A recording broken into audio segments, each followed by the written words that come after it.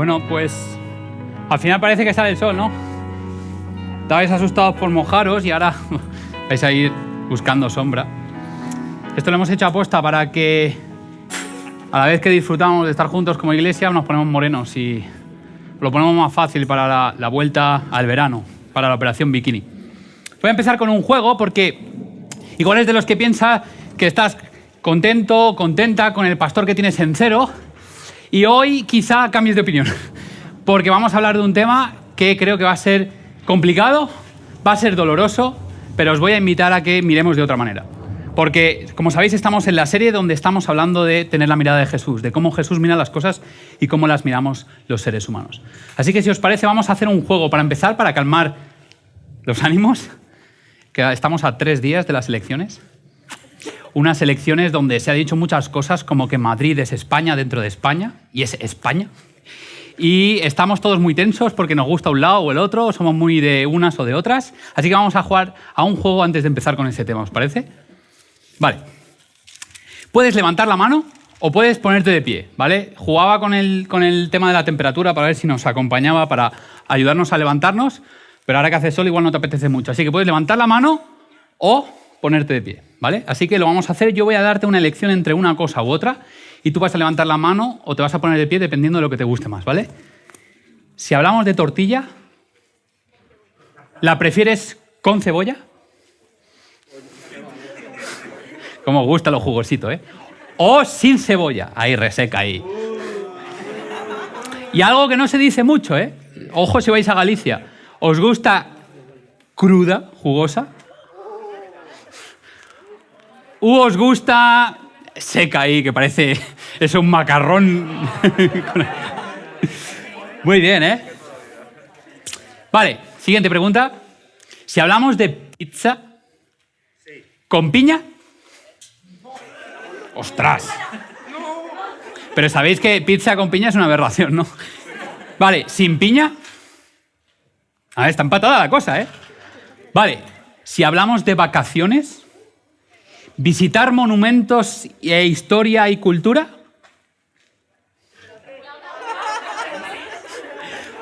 ¿O tirarse en la playa, en la piscina, no hacer nada y hacerse fotos? ¿O no hacerse fotos? Vale. Las vacaciones están para descansar. Muy bien. Si hablamos de fútbol, ¿Barça o Valencia? Madrid. Y Atlético de Madrid. Venga, va. Atlético de Madrid, Valencia. Vale. Si hablamos de comida específica, estas son las dos opciones, ¿vale? ¿Paella o arroz con cosas? ¿Paella? ¿Arroz con cosas? Venga, va, que soy madrileño, que le echáis más. Soy más de arroz con cosas, ¿eh? Lo puede que le llamáis paella. Vale, la última. ¿Y si hablamos de política?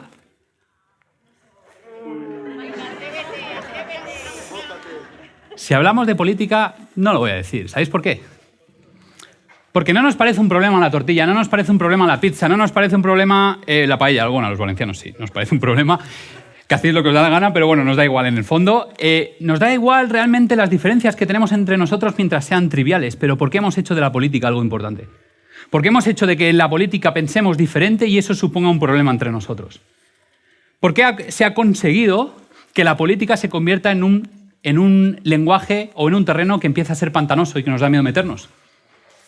Y sobre todo nos da mucho miedo meternos cuando estamos hablando en la iglesia. ¿Por qué podemos opinar tan diferente en tantas cosas si no podemos opinar diferente en política y sin embargo seguir siendo amigos, seguir siendo iglesia? ¿No te parece que la crispación que existe en la clase política es directamente proporcional a la crispación que existe en la sociedad? Lo repito para los de la ESO, que yo soy el primer año de la ESO. ¿Te parece que cuanto más los políticos se crispan entre ellos, más nos crispamos nosotros entre nosotros? Por un tema que a priori, pues oye, no digo que nos debería dar igual, pero a lo mejor debería ocupar su lugar. De manera que seguramente si vives en Madrid o si vives en Cataluña en el pasado, si vives en Madrid o si vives en otros lugares, pero ahora estamos hablando de Madrid porque en 3 días hay unas elecciones que nos han vendido que son súper importantes. Al final todo acabará igual, ellos irán a tomar cervezas y tú y yo seguiremos igual.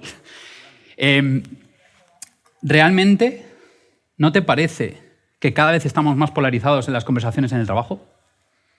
¿Que cada vez estamos más polarizados y discutimos más en las conversaciones en clase? que cada vez estamos más polarizados en las conversaciones en familia o incluso en la iglesia. ¿Sabes? Jesús vivía en una época igual o más convulsa que esta. Era una época en la que había muchos movimientos políticos, Israel estaba sometida a una pequeña nación minúscula con una esperanza enorme, y era que alguien que venía de Dios, que se le llamaba Mesías, el ungido, viniera y los liberara de, para ellos, lo que era lo peor que les podía pasar en ese momento, y era que Roma les había invadido. Una potencia mundial, sí, era Roma, les había invadido, y ellos tenían la esperanza de que Dios en algún momento les liberara y les convirtiera en una potencia mundial. Y al final parece que es lo único que nos importa, ¿no? Y llega Jesús, ¿vale? Y en ese contexto dice lo siguiente: arrepentíos porque el reino de los cielos se ha acercado. Y esta frase Jesús la dice como, ¿sabéis? A los jóvenes les gusta esto, la de que coge el micro y lo tira. Yo me imagino a Jesús diciendo esta frase y cogiendo el micro delante de todo el mundo y tirándolo. Ya está todo dicho. ¿Sabéis lo valiente que hay que ser para decir esta frase? Yo sé que algunos de nosotros nos hemos criado en entornos eclesiásticos, nos hemos criado en familias que practican la religión, pero esta frase de Jesús había que tener mucha valentía, por no decir otras palabras. Habría que ser muy valiente para decir esta frase en el contexto político y social que Jesús vivía. ¿Sabéis por qué? Porque decir el reino de Dios en la época de Jesús era como hoy en día decir vacunas, 5G, Bill Gates en la misma frase. Enseguida todos los ojos y todas las orejas se abren para ver qué vas a decir. Y si encima le añades Miguel Bosé, has hecho el combo completo. Pero no por la naturaleza del concepto, no nos confundamos, no estoy poniendo este ejemplo por la naturaleza del concepto, por conspiraciones o por historias, sino porque era un tema tan candente, tan polémico, tan en la lengua, en los oídos de toda la sociedad, que Jesús sabía que nombrando esa frase iba a captar la atención de todo el mundo. Se iban a abrir todas las orejas, se iban a abrir todos los ojos de una manera súper atenta. En un país invadido por una potencia mundial como Roma, con un rey que pasaba de todo e iba a la suya, como casi todos. El reino de los cielos, Jesús dice, el reino de los cielos, un reino diferente, se ha acercado, está entre nosotros. ¿Tú te imaginas lo que es esa frase para los judíos? ¿Tú te imaginas lo que es esa frase para los judíos? Piensa en cómo sería el escenario político para que tú decidieras que la sociedad es una sociedad mejor. E imagínate que llega Jesús y te dice, pues va a suceder. ¿Cómo sonó esta frase a los ojos de los judíos? ¿Cómo sonó esta frase a oídos de los herodianos, de los partidarios de Herodes? ¿Cómo sonó esta frase a oídos de los romanos? ¿Tenemos invadido esta minúscula nación? ¿No hay más rey que César? ¿Y este tío que sale de una aldea que no conoce nadie está diciendo que el reino de los cielos se ha acercado? Pero ahora te hago otra pregunta. ¿Tú sabes el riesgo que corrió Jesús de ser malinterpretado? ¿Quién ahora tendría la valentía de ponerse aquí y hacer un discurso político? Nadie, ¿verdad? Ni siquiera yo. No venía a hablar de política, venía a hablar de otra cosa más importante. Jesús se puso aquí y empezó a hablar de un tema que sabía que el 99% de las personas lo iban a malinterpretar. Sin embargo, no perdió la oportunidad de hablar de algo porque usando ese reino de los cielos, él lo que quería era trascender, era llevarlos más allá de donde ellos estaban. Un reino que no practicaba la injusticia, sino un reino que practicaba la justicia. Y yo me pregunto, ¿cómo tenía que ser para los judíos escuchar que el reino de los cielos ha llegado, pero Roma seguía ahí? Jesús lo estaba diciendo cuando los soldados romanos estaban ahí. Jesús lo seguía diciendo cuando la clase religiosa y política estaba ahí, extorsionando al pueblo. Jesús lo seguía diciendo cuando la opresión seguía, la injusticia seguía, el sufrimiento seguía. ¿Cómo podía tener Jesús la cara de decir, el reino de los cielos ya ha llegado, si yo sigo sufriendo? Si yo no veo la libertad por ningún lado. Y a pesar de ello, fue el tema principal de la predicación de Jesús. ¿Sabéis cuántas veces Jesús habla en todos los evangelios del reino de Dios? O reino de los cielos, que es básicamente lo mismo. 120 veces. Y muchas veces hemos dicho, el reino de los cielos es la iglesia, el reino de Dios es la iglesia. No es cierto. ¿Sabes cuántas veces Jesús habla en todos los evangelios de la iglesia? 2 veces. Jesús habla 120 veces del reino de Dios y solo habla 2 veces de la iglesia. Y de nuevo te lo digo, el escenario político era igual de convulso e incluso más problemático que el de hoy. Porque por un lado estaban los romanos y la amenaza que ya he comentado que suponía para el César y su dominio. Por otro lado estaban los fariseos, que eran los religiosos un poco pesados, que siempre estaban mirando la paja en el ojo ajeno y no miraban la viga en el suyo. ¿Cómo tenían que haber escuchado ellos esta frase? Por otro lado estaban los saduceos, esa élite religiosa colaboracionista en alguna manera con el Imperio de Roma. Por otro lado estaban los cobradores de impuestos, que en realidad eran traidores a la patria y que colaboraban también con Roma. Y por último estaban los celotes, por no nombrar a los esenios, que eran los que se apartaban de todo y se aislaban. Pero los celotes cogieron el discurso de Jesús como el que cogía agua de mayo. Bueno, en Madrid la cogemos más en abril, pero entendéis el dicho, ¿no? Como agua de mayo. Estaban esperando, porque los celotes no eran más que una célula que se le llama terrorista. Siempre es curioso porque cuando alguien está dominando a otra nación, todo intento de rebeldía e independencia se le cataloga de terrorismo, pero los celotes, quizá abusando de la violencia, lo único que buscaban era la independencia de Roma. El discurso de Jesús era carne de cañón para los celotes, porque los atraía en masa. Sin embargo, Jesús, que se proclama como el mensajero del verdadero rey, no habla de que su reino pertenezca a este mundo. Habla de una manera radicalmente inesperada. Era como si nos vas a hablar de un reino, pero luego nos dices que no es de este mundo. Para los romanos era locura. ¿Recordáis la conversación con Pilato? Cuando Jesús le dice, mi reino no es de este mundo. Pilato no estaba entendiendo nada, pero ¿cómo te acusan de ser rey, pero si tú luego dices que tu reino no es de este mundo? Locura para los romanos, escándalo para los judíos. Y aquí está la clave del reino de Dios, el reino de los cielos que Jesús te viene a enseñar. Hay una palabra que Jesús dice antes de nada y dice arrepentíos. Y esto para nosotros, aquellos que somos religiosos, incluso los que no sois religiosos o no sois creyentes o creéis de alguna manera, el arrepentimiento cuando se asocia a la religión tiene un componente como de ¡ay! Me arrepiento, madre mía. Pero para Jesús no está diciendo la palabra arrepentimiento. Jesús está diciendo una palabra que me la habéis escuchado muchas veces y es metanoia, que significa cambia tu manera de pensar y cambia tu manera de actuar. Y Jesús te está diciendo, si no cambias, se lo dijo a Nicodemo, si no cambias tu manera de actuar, si no cambias tu manera de pensar, si sigues concibiendo que el reino de los cielos es como cualquier reino de este mundo, te vas a perder la esencia del reino que yo vengo a traerte, porque el reino que yo te traigo no es de este mundo. Y muchos de vosotros pensaréis, pero si el reino de Dios es futuro, el reino de Dios es cuando Él venga en las nubes de los cielos. Sí, el reino de Dios es futuro, pero el reino de los cielos ya se acercó, ya está aquí. Y desde entonces sigue trabajando en un proceso que seguirá avanzando hasta que Él lo instaure por completo. No es un reino como el nuestro, no es un reino humano, no es un reino que se impone por la fuerza, es un reino que viene en pañales. En pañales, porque al final Jesús se hizo carne siendo un bebé. Podía haber venido como un superhombre, ¿no? Vivimos en la era, aunque ya se está pasando un poco de moda, por cierto, los jóvenes ya os estáis haciendo mayores, pero vivimos en la era de Marvel, de Capitán América. Jesús podía haber venido como el Capitán América. Jesús podía haber venido del cielo como los judíos lo esperaban. Pero Jesús vino en su reino con debilidad, envuelto en pañales, en un lugar que nadie se esperaba. Un reino que tiene compasión de todas y cada una de las personas. Así que Jesús vino para implementar los beneficios del reino hoy y aquí.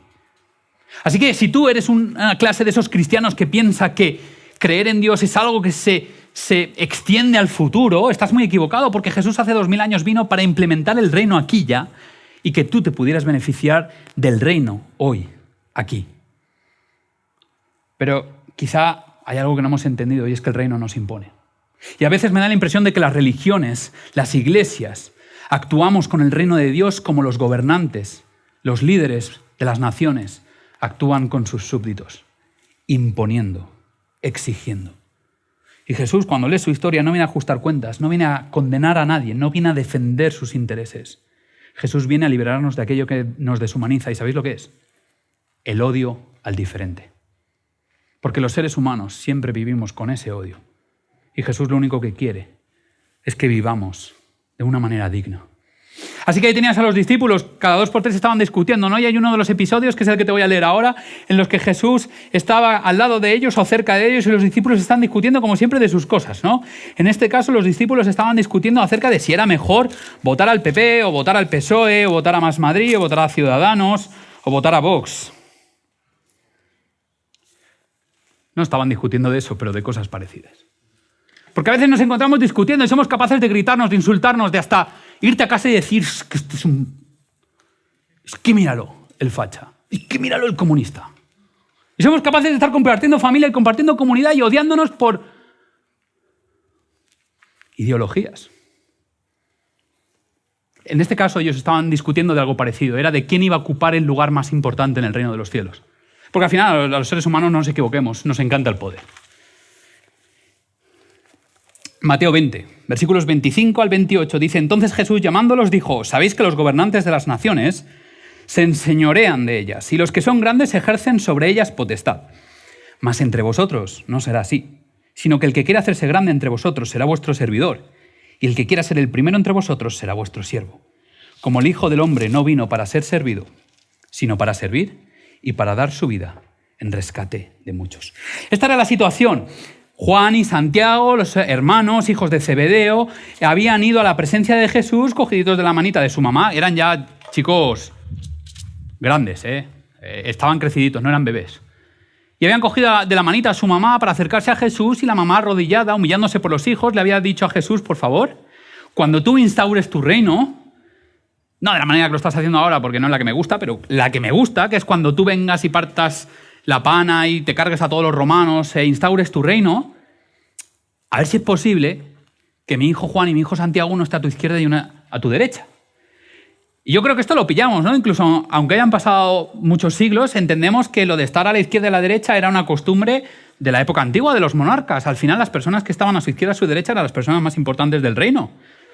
Pero esta es la pregunta que Juan y Santiago y la mamá no habían captado, o que no habían profundizado. Cuando nosotros estamos buscando la izquierda o la derecha, Juan y Santiago se habían preguntado quién iba a estar a la izquierda y quién iba a estar a la derecha.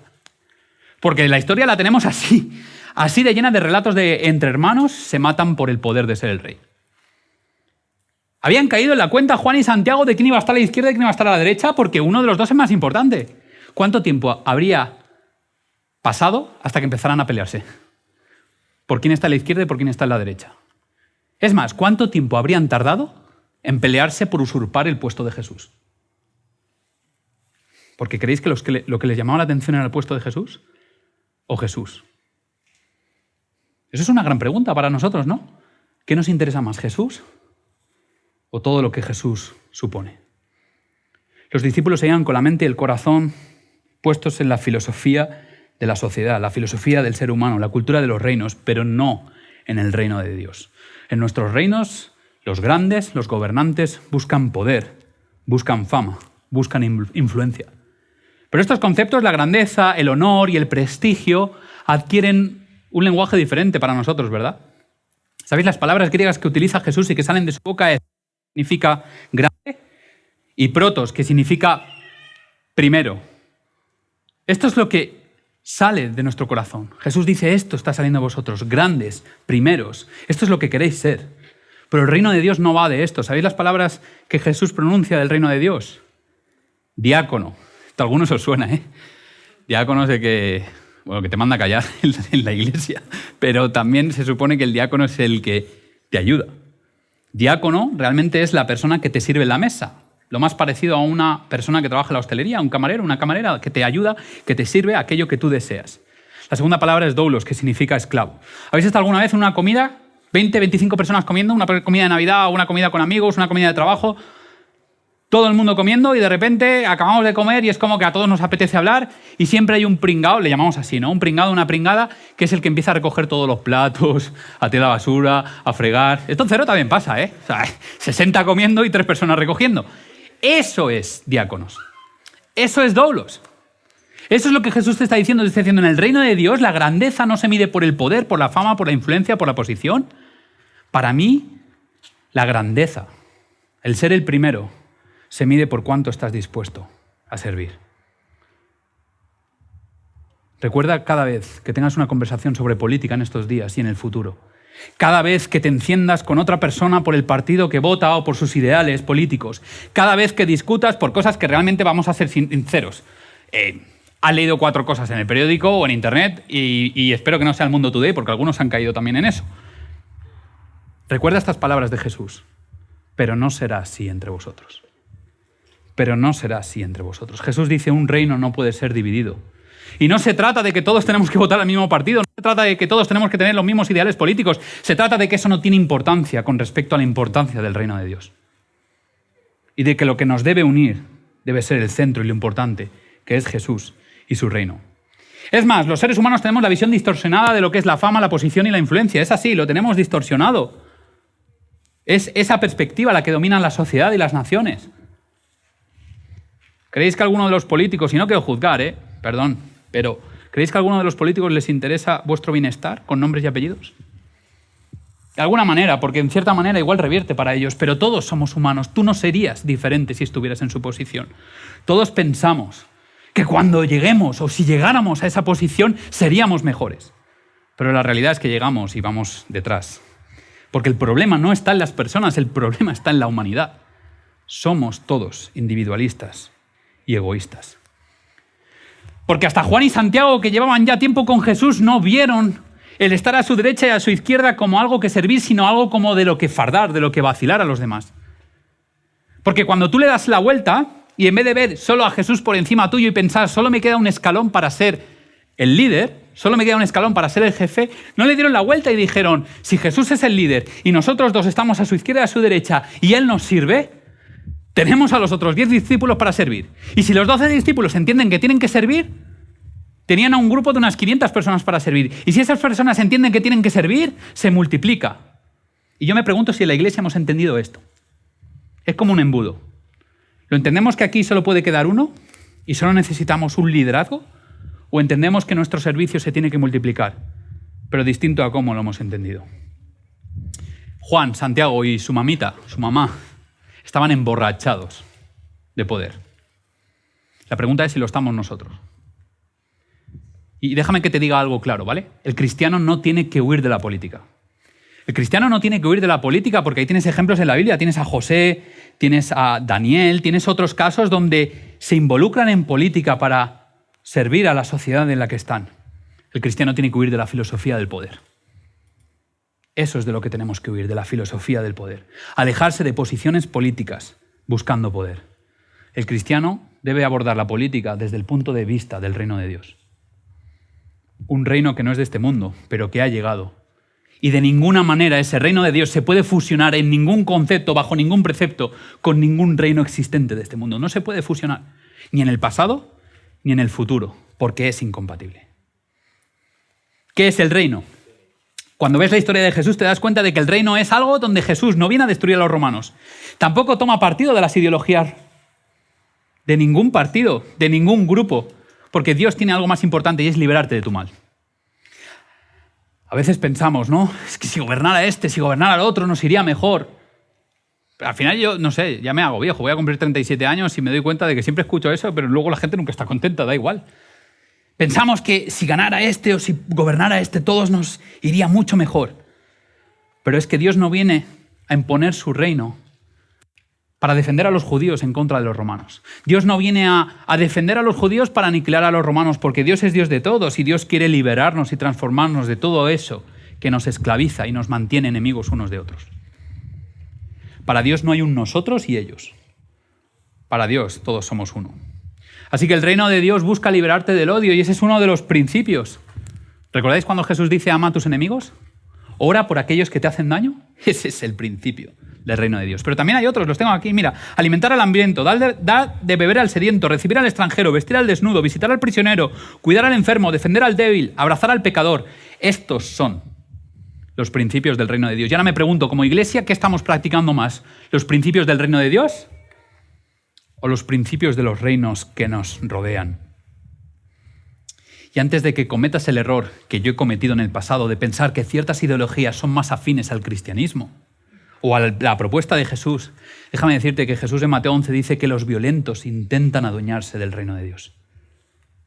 No hay peor cosa que confundir las ideologías humanas con los principios del reino de Dios. Y si hablamos de ideologías humanas, podríamos hablar de ideologías humanistas, aquellas que dignifican, glorifican o, por decirlo de alguna otra manera, hacen culto al hombre, al ser humano. Y básicamente se comportan como religiones. Vivimos en un mundo que quiere deshacerse de la idea de Dios y, sin embargo, las ideologías humanistas se comportan como religiones. Y no te voy a dar una chapa de historia, ni de filosofía, ni de como lo quieras llamar, pero déjame que te diga que hay tres. Quizá la más importante, la más seguida, o al menos eso es lo que se piensa, es la liberal. La ideología humanista liberal, sí, ¿sabes cuál es? Aquella que piensa que la humanidad es una cualidad individual y su libertad es sagrada. libre albedrío y la importancia de que todo el mundo tenga la capacidad de elegir y de tener la libertad. Pero ¿sabes esta herencia de dónde es, no? Esta herencia es cristiana. Al final es la libertad individual que Dios nos dio como seres humanos y el libre albedrío. Y por eso estamos donde estamos. No digo que sea malo, digo que es una realidad. En segundo lugar tenemos la ideología humanista socialista, donde cree no que la humanidad es individual, sino que la humanidad es colectiva. Y el conjunto es lo que es sagrado. Y por tanto defienden a muerte la igualdad. Y por eso están preocupados de las diferencias, ricos, pobres, etc. Pero de nuevo, ¿dónde está ese concepto? ¿De dónde se desprende ese concepto de que todos somos iguales? Es otra herencia cristiana. Me voy a la última. Y la última, es curioso porque la última, no sé ni cómo catalogarla, ¿vale? Pero es una ideología humanista que no es tanto una distorsión de las propuestas de Dios, sino que es más bien algo que desciende, podríamos decir, de la teoría de la evolución. Y solo para que te hagas una idea y lo ilustres, o lo pueda ilustrar yo de una manera que se te quede grabada en la mente, voy a hablar del nazismo. La humanidad puede evolucionar o degenerar, evolutivamente. Puedes crear un superhumano o un subhumano.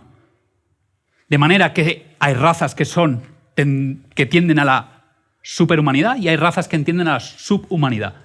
Así que nuestra obligación es ayudar a que solo exista la superraza y no la subraza. ¿Y cómo lo hago? Eliminando o alejando a las razas que no me interesan. Y en tu mente dejo cuánto calado está teniendo esta ideología últimamente en nuestra sociedad.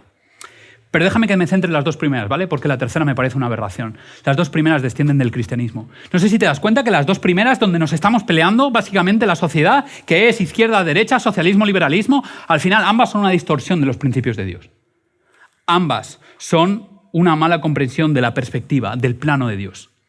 Y de nuevo estamos en la misma problemática. ¿La mirada de Dios o la mirada del ser humano? Déjame que lo diga de otra manera. ¿La mirada de Dios o la mirada del ser humano? ¿Cómo miras tú? ¿Cómo miras tú a los demás? Así que aquí nos hallamos, en pleno siglo XXI, 2000 años después. Personas que se autoproclaman ser hijos e hijas de Dios, estandartes del amor y del mensaje de Jesús, atizándonos unos a otros según los parámetros de ideologías que solo son resultado de una distorsión de la propuesta de Jesús de Nazaret. Liberalismo, socialismo, capitalismo, comunismo, nacionalismo, fascismo, lo temporal sacando lo trascendental.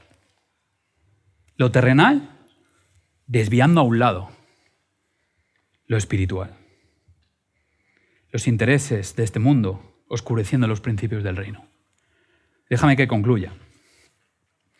El objetivo del reino de Jesús no es derrotar, no es derrocar ningún gobierno, tampoco es perfeccionar ninguna nación. El reino de Dios lo que busca es traer misericordia, justicia y paz.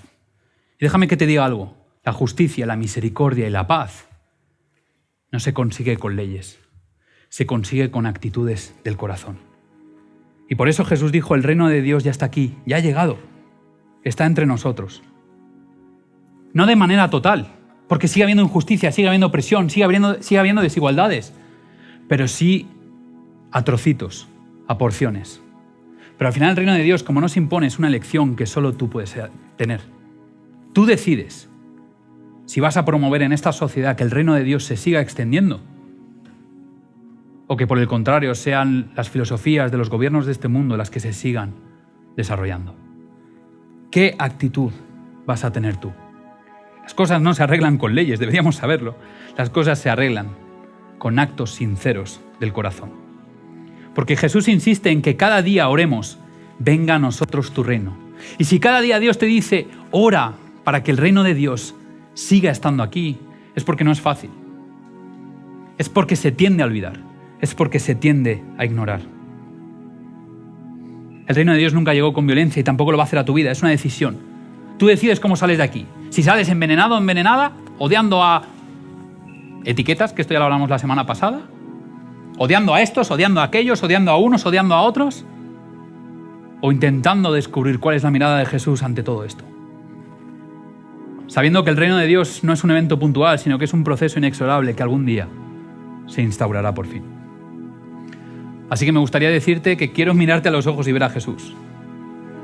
Quiero mirarte a los ojos y ver la compasión, el amor, la ternura, dejar de juzgar, dejar de hacernos daño, que podamos trascender entre nosotros a pesar de las diferencias de color, a pesar de las diferencias de nacionalidad, a pesar de las diferencias ideológicas, a pesar de las diferencias de cualquier otro tipo. Me gustaría que nos miráramos a los ojos y pudiéramos ver a Jesús en cada uno de nosotros. Porque lo que más importa no es lo que propone la izquierda o la derecha, lo que más importa es lo que Jesús te propone, lo que Jesús quiere para ti hoy, porque solo eso es eterno. Así que me gustaría que pudieras tener 1 minuto o 2 para orar, a solas, con Jesús. Puedes orar también con la persona que tienes al lado, no pasa nada, puedes hacerlo como te dé la gana, ya sabes que aquí dejamos hacerlo como tú quieras. Pero que puedas orar para pedirle a Dios en ese momento que estás a solas o con otra persona, esa metanoia, ese cambio. Porque al final abrimos los periódicos, encendemos la tele, el ordenador, el móvil y estamos bombardeados con mensajes de odio de un lado contra el otro. Y Jesús te está pidiendo metanoia. Cambia tu manera de pensar, cambia tu manera de actuar, trasciende. Somos hijos de Dios, hijas de Dios, y estamos llamados a algo que trasciende todo esto. Los reinos dejarán de existir, la izquierda y la derecha serán anécdotas del pasado, pero lo que dura, lo que es eterno, es la propuesta de Jesús. Así que te dejo que puedas orar unos minutos.